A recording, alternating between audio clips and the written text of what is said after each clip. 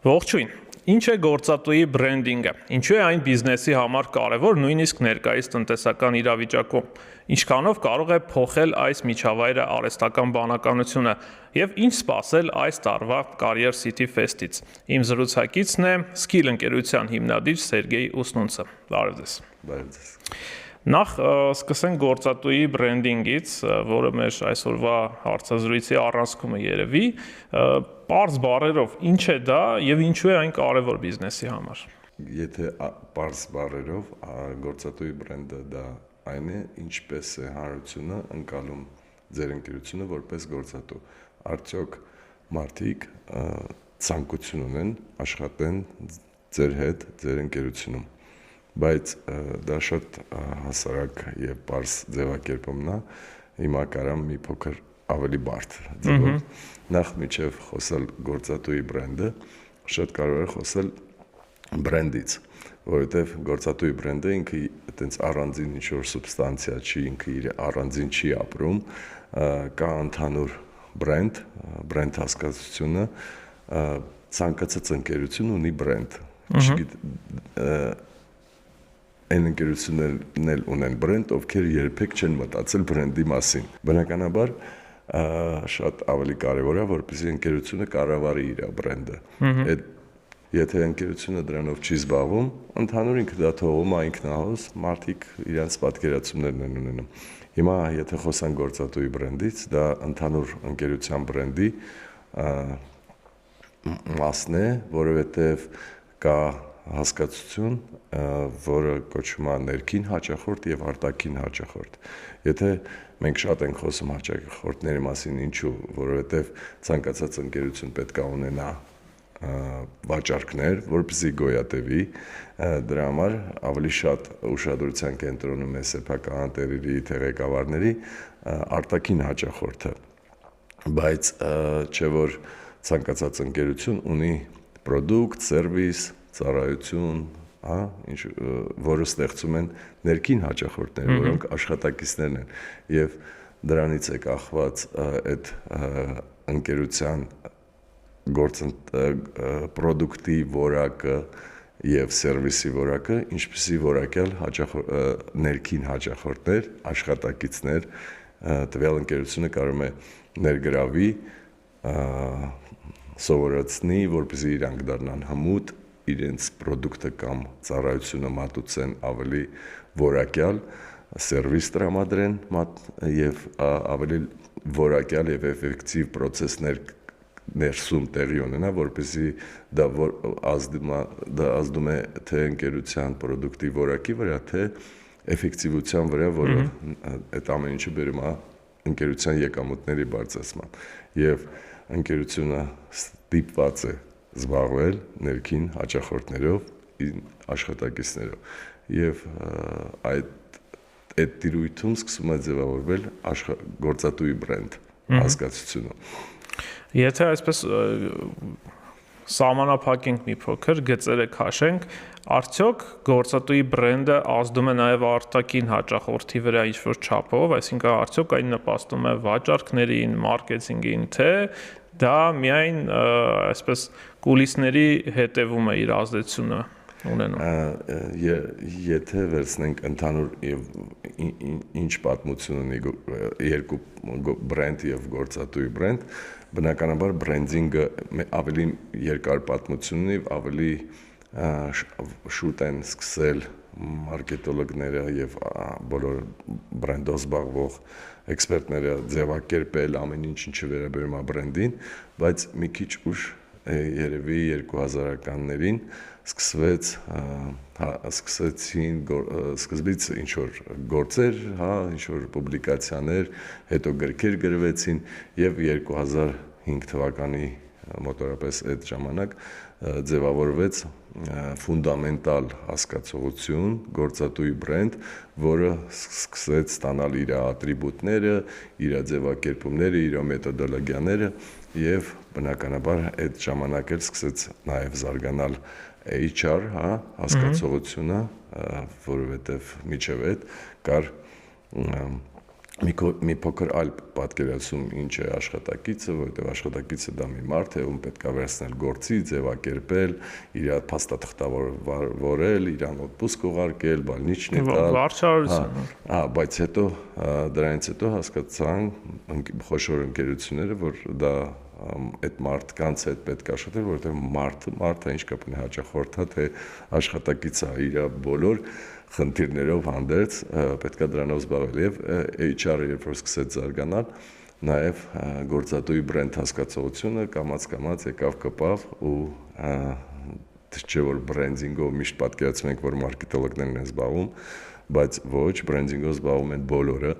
ընկերության ղեկավարն էլ է զբաղվում բրենդով, ինքը բրենդի ամենավառ ներկայացուցիչն է եւ արտացոլողն է, նույնն էլ HR-ը զբաղվում է գործատուի բրենդով եւ այդ հասկացությունները կամաց եկան միավորվեցին եւ մենք ունենք երկու հասկացություն՝ բրենդ եւ գործատուի բրենդ եւ կապ չունի դրանով ով է զբաղվում։ Շատ լավ։ Այս ամեն ինչը երևի տեսական հիմքերն է գործատուի բրենդի, եթե հիմա փորձենք տեղայնացնել հայկական իրականության մեջ եւ հենց այսօրվա իրականության մեջ, որովհետեւ օրինակ 2015-ից 20 թվականներին, երբ նույն տեղեկատվական տեխնոլոգիաների ոլորտն է շատ լավ զարգանում, այդ ժամանակ շատ տեսանելի էր, երբ գործատուները նույնիսկ հասել էր մի կետ, երբ նույնիսկ բարձր աշխատավարձով չէին կարող լուծել բարձրորակ կադրերի խնդիր եւ սկսել էին նաեւ շատ այլ հենց գործատուի բրենդին վերաբերվող շատ այլ պարամետրերի լուրջ ուշադրություն դարձնել, բայց դրանից հետո իրավիճակը թե Հայաստանում, թե աշխարհում բավականին փոխվեց, թե տնտեսական իրավիճակը, երբ հիմա աշխատատեղերի քանակը եւ աշխատուժի պահանջարկը այդքան մեծ չէ նույն ոլորտում, ընդհանրապես գրեթե բոլոր ոլորտներում, ու նաեւ այսպես դա արհեստական բանականությունը եկավ, որին իհարկե ավելի մանրամասն կանդրադառնանք, բայց այս բոլոր գործոնները հաշվի առնելով եւ հասկանալով, որ հիմա այդ խնդիրը միգուցե այդքան սուրճ չէ բիզնեսների մոտ, ինչքանով է հիմա կարևորվում գործատուի բրենդը Հայաստանում։ Դուք ձեր հարցի մեջ գրեթե պատասխանեցիք, Հիմա ես փորձեմ մի փոքր վերլուծեմ հենց ձեր հարցը, կտեսնեք, որ դուք պատասխանել եք ձեր հարցին ինքդ։ Կար մի ժամանակահատված, երբ որ ասում էին աշխատաշուկան գործատուինն է։ Հետո եկավ մի ուրիշ ժամանակաշրջան, երբ որ ասում են աշխատաշուկան աշխատողինն է։ Եվ գնալով զարգացումը ընդհանրապես տնտեսական բերում է նրան, որ անընդհատ ընկերություններին պետք են ավելի էքսպերտ, պրոֆեսիոնալ աշխատակիցներ գրեթե բոլոր աստիճաններում, էական օրինակ վերցնենք ցանկացած ընկերություն, օրինակ ինչ որ մի բանկ վերցնենք, գնալով թվայնացումը եւ տեխնոլոգիաների զարգացումը բերել է նրան, որ ցանկացած նույն բանկերում համադրությունն են աշխատակիցներին, ովքեր աշխատում են ավելի տեխնոլոգիկ, օրինակ IT, project management, product-ի կառավարում, design, marketing, PR, իրենց հարաբերությունը ավելի է շատանում, որովհետեւ այլ կադրեր են, այլ գործընթացներ են սկզբից տեղի ունեցել, որոնք պահանջարկը փոխել են եւ այլ կադրեր են պետք ներգրավել։ Հիմա եկեք տեսնենք որտեղից են այդ կադրերը։ Այդ կադրերը ինչ որ մեկը պետքա պատրաստի։ Ճիշտ է, այդ կադրերը պետքա հետո վերապատրաստվեն սպეციფიկ, տվյալ ոլորտի եւ հաշվի առնելով, որ բոլոր բանկերն են այդ նույն process-ի մեջ, իսկ կադրերի քանակը վերապատրաստված եւ փորձառու կադրերի քանակը սահմանափակ է, ինչա տեղի ունենում։ Սկսում են նույն բանկերը իրարից տանել լավ աշխատակիցներ։ Եվ եկեք մի Եվրոպա պատկերացնենք, որ պետք է ներդրվի X գործընթաց եւ մեր եկեք հայկական իրավիճակով Հայաստանում կա ընդամենը 100 մասնագետ էսպայդրության, որ պատրաստեն տվյալ գործընթացը կամ տվյալ process-ը կամ տվյալ էքսպերտիզան իրականացնեն։ Եվ եկեք ուրիշ բան պատկերացնենք, որ հենց այս պահին Հայաստանում կա X քանակի բանկ, 18, 19, որոնց պետք է 200 աշխատակից։ Հիմա այս պահին ինչ է տեղի ունենալու։ տեղի ունենալու հետևյալը նախ սկսելու են աշխատավարձները փոխվել բայց փոխեցինք աշխատավարձները դրանից ու մարդկանց քանակը չավելացավ համաձայն եք փոխեցինք սկսեցինք ինչ-որ բենեֆիտ պակետներ սկսեց զարգանալ там ապահովագրություն ավելի լավ պայմաններ ճկուն գրաֆիկ там զարգացման ինչ-որ ընկերությունը պատրաստաներ դնի բայց մեկը աշխատակիցների քանակը կամ այն մարդկանց քանակը այդ բազան չի ավելանում եւ մենք ստիպված ենք անենք 3 տիպի գործողություն համար 1 ներգրավենք արտերկրից տվյալ մասնագետներին դա երկար գործընթաց է բավականին թանկ եւ այլ երկրորդը պատրաստենք տվյալ աշխատակիցներին դա հնարավոր է անհնարին բան չկա բայց դա կապված է ժամանակի հետ բայց մրցակցությունը պահանջում է այսօր եւ այստեղ ունենալ տվյալ աշխատակցին եւ վերջով բոլորն էլ կարան առաջարկեն նույն աշխատավարձը, նույն ապահովագրությունը, նույն բենեֆիտ պակետը, հա, եւ այլ։ Ինչա այդ դեպքում տեղի ունենալու։ Այդ 100 մարդը սկսելու են ընտրել որ բանկում աշխատեն։ Հարցը փոխվելու է, ոչ թե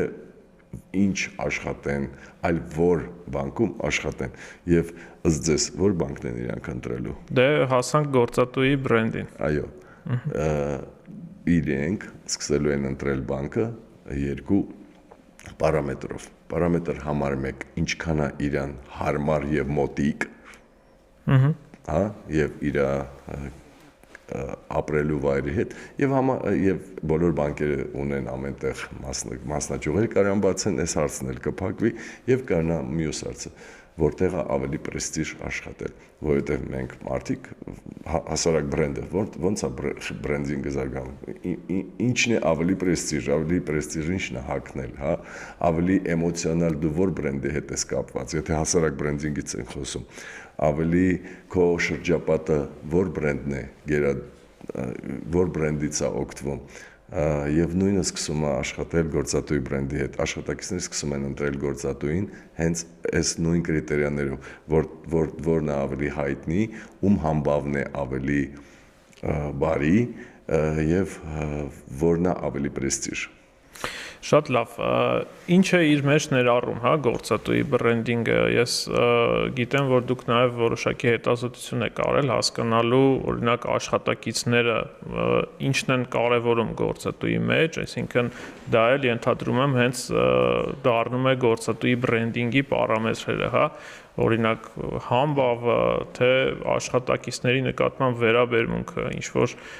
ծրագրերը որոնց մենք անցած տարի Career Fest-ում կազմակերպեցինք այդ The Voice of Gen at CCF այդ հայտնի վիզուալիզացիան մենք մի հարց տվեցինք հանրության հարցը այսպես էր կոչվում որ պարամետրն է ձեր համար առաջնային, որովհետև չի կարող լինի մի պարամետր, հեսա այդ դրա մասին էլ խոսամ։ Դրա համար հարցը ձևակերպելը հենց այդպես, որ պարամետրն է ձեր համար առաջնային գործատու ընտրելիս։ Եվ տվեցինք տարբեր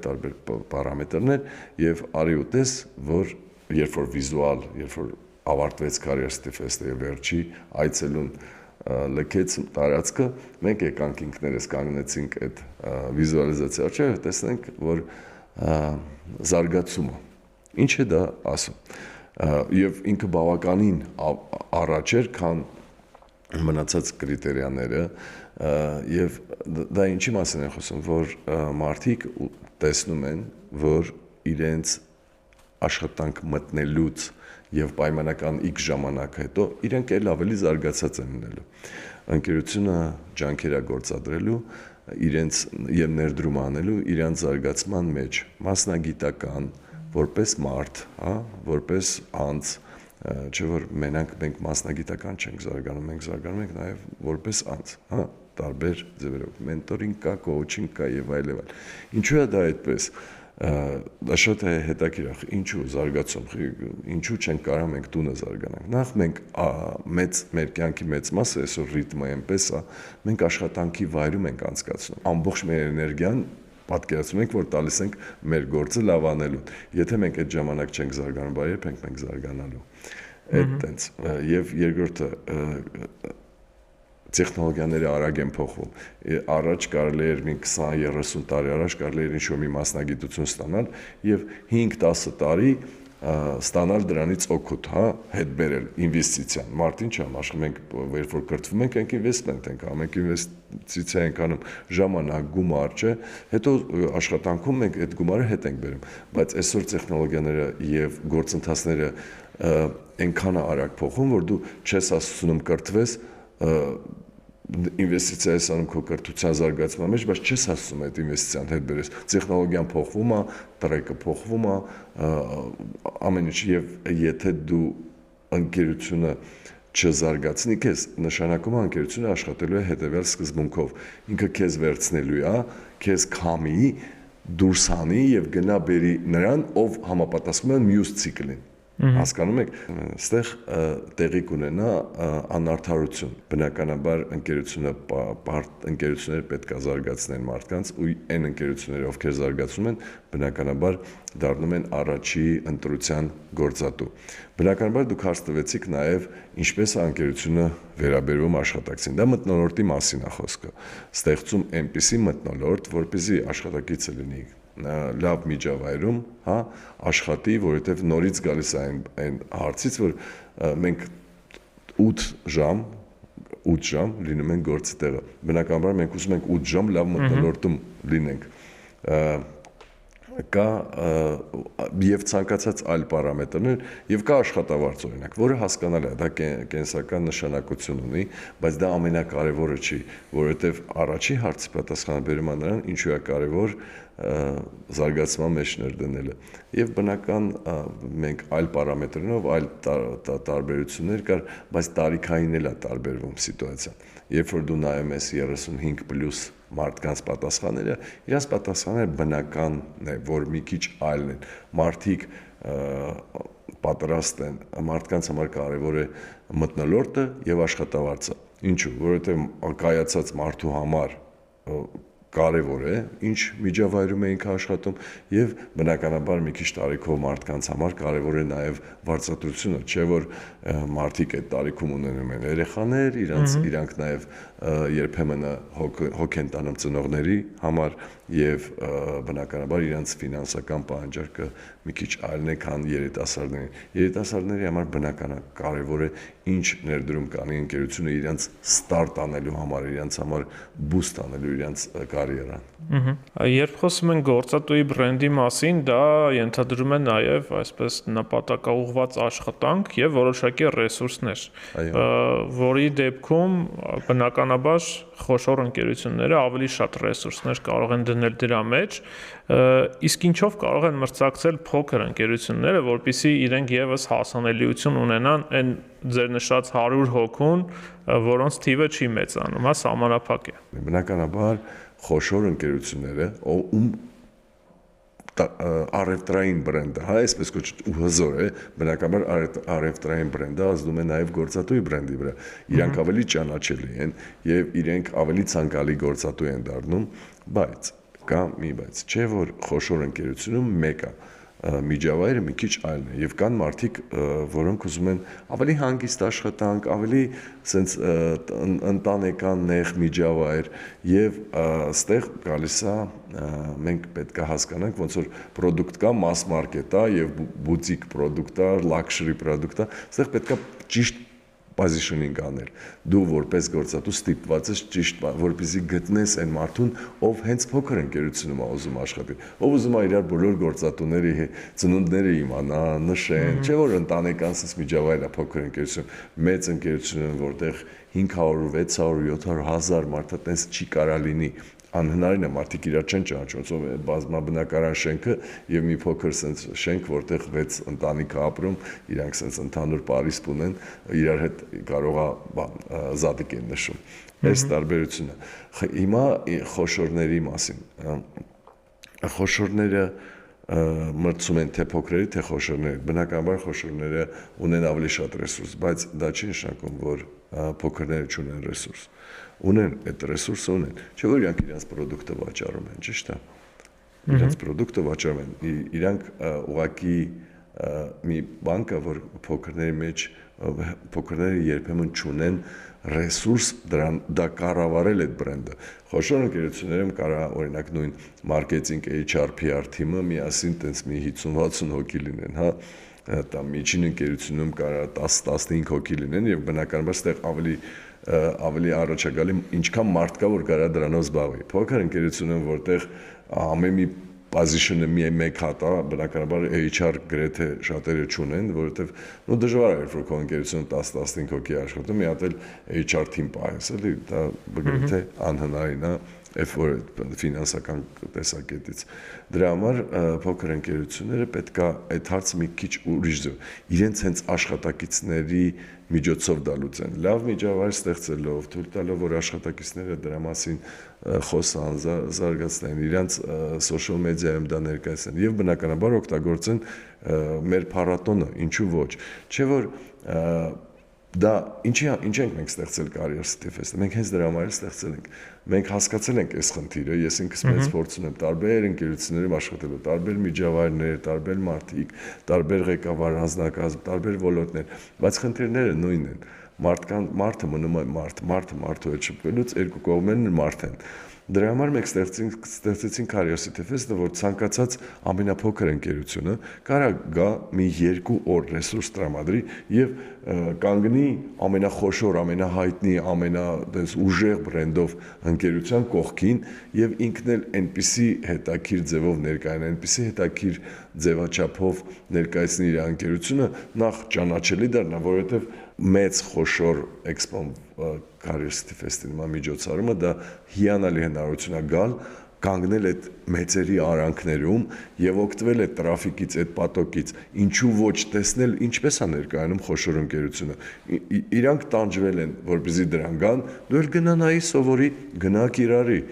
ինչու ոչ, ով է արգելում, մենք գնանք խոշորներից սովորենք։ Ինչու եմ արենք մենք գիրք կարդում։ Որովհետեւ ինչու մի մարդ ինձ մի անգամ մի հատ ֆորմուլա են ասել, հիմա փորձեմ կիսվեմ, որպեսզի ինքը շատ լավ ֆորմուլա է։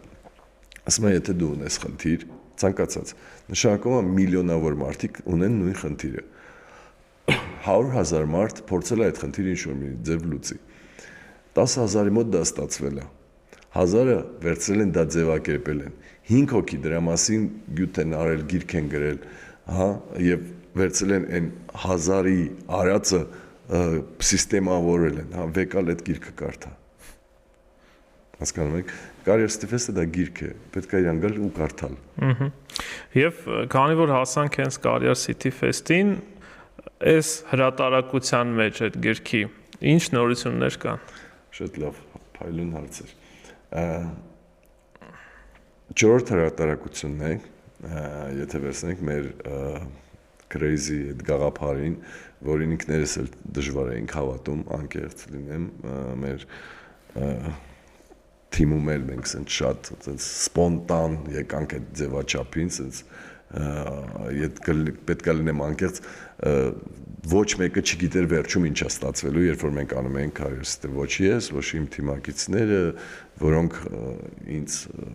իմ կողքին են եղել սաղ այդ ճանապարհը գաղափարից մինչև իրականացում։ Մենք չգիտենք ինչ ենք անում, բայց մենք զգում էինք, որ դրա կարիքը կա։ Բայց մենք նաև զգում ենք, որ շատ դժվար ենք մենք գտնելու ընկերություն, որը պատրաստ է լինելու գա եւ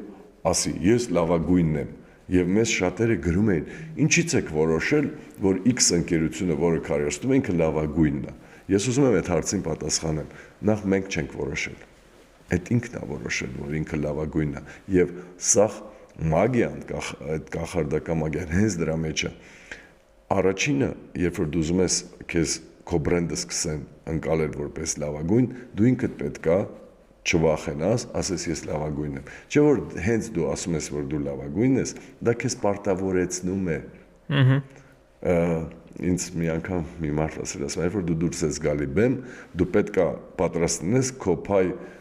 ձուն ստանաս, երբ որ քեզ շպրտելու են դահլիճից։ Դու պետքա պատրաստ լինես։ Եթե դու պատրաստ չես, որ քեզ դահլիճից ձու են նետելու, այդ ձուն կարա լինի ոչ թե ձուի տեսքով, բարդ հարցի տեսքով, անհամաձայնության տեսքով։ Եթե դու պատրաստ չես, մի դուրս արի բեմ։ Հիմա մենք շատ մեր թիմում մեր մեջ մեր Curiosity Fest-ի մասնակից ընկերություններին չենք ասում լավագույն, մենք ասում ենք համարձակ։ Որովհետև իրանք համարձակ են, իրանք որոշել են, որ իրանք կարան դուրս գան ու public տեսքով ասեն մենք լավագույնն ենք եւ լսեն մարդկանցից հետադարձ կապ ստանան, քրիտիկա լսեն եւ այդ պահից սկսում է այդ մագիան աշխատել։ Դու ստիպված ես հետո համապատասխանես այդ ամեն ինչին։ Դու գալիս ես տեսնում ես, պրոստը տեսնում ես, որ քեզնից ավելի լավն էլ կա։ Դու ես տեսնում, քեզ պետք է կողքից մեկը գա ասի, մեզ շատ են ասում, ես չունեմ աշխատակցի կարիք, ես գամ դեղ ինչ անեմ։ Մենք պատասխանեցինք այս հարցին, որովհետև դու չես գալիս է քո մրցակիցը, իսկ քո աշխատակիցը գալիս է եւ շփվում է քո մրցակցի հետ եւ հետո իրան հարցեր է տալի, բա ինչու իմ ընկերությունը ստեղ չի, բա լավ, ստեղ չի հետի մի կողմ դրես, բա ինչու իմ ընկերությունում այս մտնոլորտը չի, այս միջավայրը չի, այս benefit պակետը չի, ինչու իմ ընկերությունը չի կարող, բայց ինքը գտնում է այդ պատասխանները, ինքը գիտի ինչու ընկերությունը չի գալի, որովհետև Curiosity Fest-ի բարդությունը նաեւ նրանում է, որ այն ընկերությունը, որ գալիս է, դա նշանակում է իրանց ներսում ամեն ինչ մի քիչ այլ ձև աշխատեն, որովհետև չի կարա որևէ մի բաժին վերցնի գա, մարքեթինգի բաժինը որոշի գա, ինքը չի կարա առանց HR-ի գա։ Իսկ HR-ը չի կարա առանց մարքեթինգի գա, իսկ իրանք չեն կարա առանց, եթե իրանց ղեկավարը չի տվել այդ դաբրո կոչեցյալ, հա, օքեյ, իրանք չեն կարա ինքնագլուխ որոշեն գան։ Կարիերայի, երբ որ job fair-ը, HR-ը կարա ինքնուրույն որոշում կայացնի, իր տարեկան բյուջեից տամ, չգիտեմ, 300,000 վերցնի, գնա ցանկացած job fair, բայց սա job fair չի։ Եվ հարթակները դրա համար տարբեր են։ Եվ բնականաբար գալիս են կրթվում են էքսպերտային հանրությունը, ինչ մեծ էքսպերտային հանրություն է գալի Curiosity Fest, թե խոսալու, թե շփվելու, թե networking-ի համար։ Մերի VP show-ն, որը շատ բարդ է կազմակերպել, որովհետև չկա այդքան ընկերություն, որ պատրաստ է գա շոուի տեսքով ներկայացնի իր այն արժեքը, որը տալիս է հանրությանը, աշխատակիցներին։ Եվ այդ է Curiosity Fest-ը։ Մենք ասում ենք մեր փոքրիկ քաղաքը, կարիերայի քաղաք, ու այդ ընկերություններն ոնց որ գործարաններն են, մարդիկ էլ գալիս են, շփվում են, տեսնում են։ Եվ այսպես կարճ ինֆորմացիա ապրիլի 25-ին եւ 26-ին, չէ՞։ Ապրիլի 25-ին, 26-ին բոլորին հրավիրում եմ Meridian Expo կենտրոն, ով եղել է շատ լավ գիտի, բոլորը ով եղել են շատ ուրախ կլինեմ, եթե նորից կգան, կտեսնեն իրենց սիրած ձևաչափերը, իրենց սիրած խոսնակներին, իրենց ընկերությունները, ում ուզում են շփվեն, այն մարդիկ, ովքեր չեն եղել ուղղակի մի հատ քարտեզով փնտրեն, այսօր դա հեշտ է, կա Google Maps, Yandex, գտնեն Meridian Expo կենտրոն, Ոսկերիչների փողոց, գան, այցելեն, մուտքը ազատ է, բայց պետք է խորհուրդ եմ տալի պարտադիր գրանցվել, ինչ որ հերթերից բանից խուսափելու բանամ, բայց նաև ուզում եմ օգտակար տեղեկատվություն տամ այն մարդկանց համար, ովքեր չեն եղել Curiosity Fest-ը։ Նախ Curiosity Fest-ը այնպես է կազմակերպված, դու պլանավորեք 2 օրն էլ գալ, որովհետև չկա դու չեք կարող Curiosity Fest-ը, դաժե ես չեմ կարող Curiosity Fest-ի մասին ամեն ինչ պատմել, որովհետև չեմ կարող ամեն տեղ լինեմ, ինքը շատ մեծ է, մոտավորապես 5000-ից 6000 քառակուսի մետր, եւ դեֆրագմենտացված է սիտուացիան, այնպես է որ կարան միաժամանակ 3, 4, 5 հետաքրքիր բան տեղի ունենա։ Հետևեք մեր կայքին, հետևեք աջենդային, ձեր համար ֆիքսեք, հա, օրինակ որ խոսնակներն եք ուզում լսեք, այն որ ուզում եք գնաք էքսպո շրջեք, այդ խոսնակների արանքում պլանավորեք, որ գաք ձեր ուզած խոսնակին լսեք, հետո գնաք էքսպոյով շրջեք, մի քիչ ժամանակ օրինակ հատկացնեք էքսպոյով շրջեք, պարտադիր շրջեք, ընկերություններին նայեք, տեսեք ինչ հետաքրքիր են, ձևաչափերով են գալի։ Հետո գնացեք մյուս խոսնակին օրինակ լսեք, գնացեք սրճեք, շփվեք, ընկերների հետ լինելու է թե catering զոնա ալնելու, թե ճաշարան ալնելու, թե կոֆե զոնա ալնելու, հետո պարտադիր պլանավորեք, որ քվեարկեք։ Դա շատ կարևոր է։ Երկու պրիչինա։ Մենք կազմակերպում ենք այդ CCF Awards եւ ընտրում ենք ամենա տպավորիչներին։ Մենք մեր լեզվով տենց ենք ասում, չենք ասում ամենալավերին եւ այլ, թող մարդիկ իրանք որոշեն ով են ամենալավերը։ Վերջերով իմ համար ամենալավը այն գործատունը, որտեղ ես աշխատում եմ, հա։ Բայց ես կուզենամ, որ մարդիկ կիսվեն, երբ որ իրանք քվեարկում են, իրանք տալիս են մեզ եւ գործատուներին հետադարձ կապ։ ովքեր են ամենաշատը իրենց տպավորել եւ տարբեր նոմինացիաներ կա։ Իսկ մենք որպես կազմակերպիչներ մի փոքր տենց կանենք, որ ավելի հետաքրքիր լինի, որովհետեւ բոլոր այն մարդիկ, ովքեր կգրանցվեն մեր կայքում, կգան, անցնեն չեկինը, կլինեն Career City Fest-ում եւ կքվեարկեն, մենք իրենց մեջ հետաքրքիր լավ նվերներ կխաղարկենք, նաև ուղևորություն Աբու Դաբի 2 անձի համար գնալով, մնալով, Ferrari պարկով, Տոմսերով, տան PlayStation, Dyson, բայց սա երկրորդական է։ Կարևորը այն է, որ մենք հենց այս ձևով ենք տալի հետադարձ կապը գործատուներին, որը թույլ է տալի իրանք ավելի լավանան, բ մյուս Career Fest-ին ավելի լավ պատրաստեն։ Իսկ երբ որ գործատուները լավանում են, ընդհանուր աշխատաշուկան է լավանում, եւ դա բոլորիս օգտին է։ Եվ այն ընկերությունները, ովքեր չեն Career City Fest գալի, չի նշանակում, որ իրանք չեն լավանում։ Իրանք մեկը ստիպված են արձագանքեն այն նշաձողին, որը դնում են այն ընկերությունները, որոնք գալիս են Career City Fest։ Շատ շնորհակալ եմ զրույցի համար, Սերգեյ ջան։ Հիշեք ամսաթվերը ապրիլի 25 եւ 26 Meridian Expo կենտրոն Հաուտուբին Career City Fest-ի ինֆորմացիոն գործընկերն է, հետևեք նաեւ մեզ, մենք կպատմենք այն ամեն ինչի մասին, ինչ տեղի ունենալու Career City Fest-ում։ Հաջողություն։